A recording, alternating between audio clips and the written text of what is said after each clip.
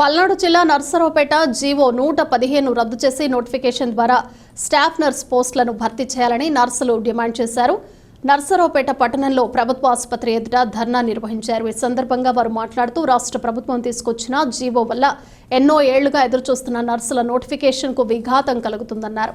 సచివాలయాల్లో ఏఎన్ఎంలను ఇక్కడ స్టాఫ్ నర్సులుగా నియమించేందుకు నిర్ణయం తీసుకోవడం దారుణమన్నారు. కాంట్రాక్ట్ నర్సింగ్ ఉద్యోగులను రెగ్యులర్ చేయాలని, ఉద్యోగ భద్రత కల్పించాలని సిబ్బంది డిమాండ్ చేశారు.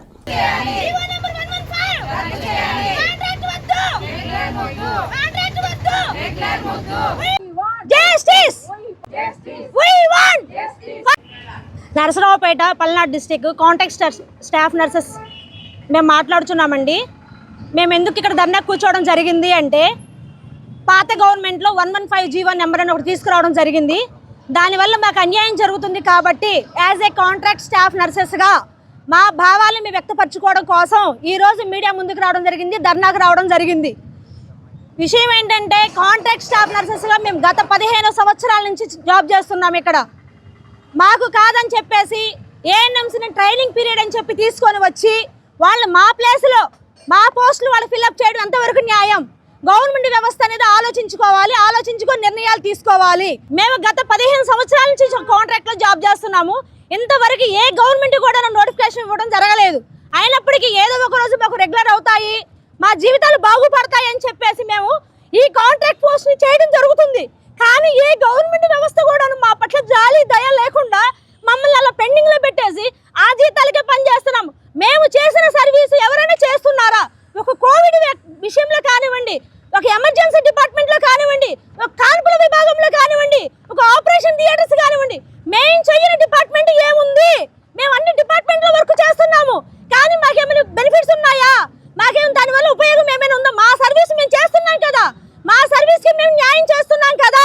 మాకు ఎటువంటి న్యాయం జరిగినప్పుడు మేము ఎలా చేస్తాం? అలాగా మాకు మీరు ఏదో ఒక విధంగా న్యాయం చేయగలిగితే, ఏదో ఒక విధంగా మీరు కూడా మమ్మల్ని రెగ్యులేషన్ చేస్తే మేము చేసిన వృత్తికి, మేము చేసిన సర్వీస్కి న్యాయం జరిగినట్లు ఉంటుంది.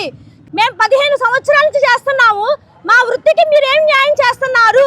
కాబట్టి మా కాంట్రాక్ట్ స్టాఫ్ నర్సెస్ అందరినీ కూడాను మీకు ఏ విపత్తులు వచ్చినా కానీ మేమే ముందుండి చేస్తున్నాము. కోవిడ్లో చాలా మంది చనిపోవడం జరిగింది.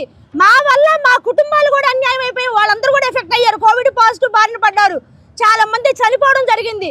కాబట్టి మీరు మా సేవను గుర్తించి మాకు రెగ్యులర్ చేయండి.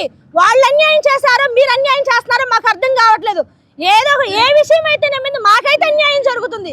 కాబట్టి ఈ గవర్నమెంట్ వాళ్ళు కొంచెం దీని పట్ల నారా చంద్రబాబు నాయుడు గారు అవర్ సీఎం మా పట్ల కమిటీని వేసి మాకు న్యాయం చేయాలని ఆలోచిస్తున్నాం. హెల్త్ మినిస్టర్ సార్, మీరు మాకు కమిటీని ఏర్పాటు చేయండి.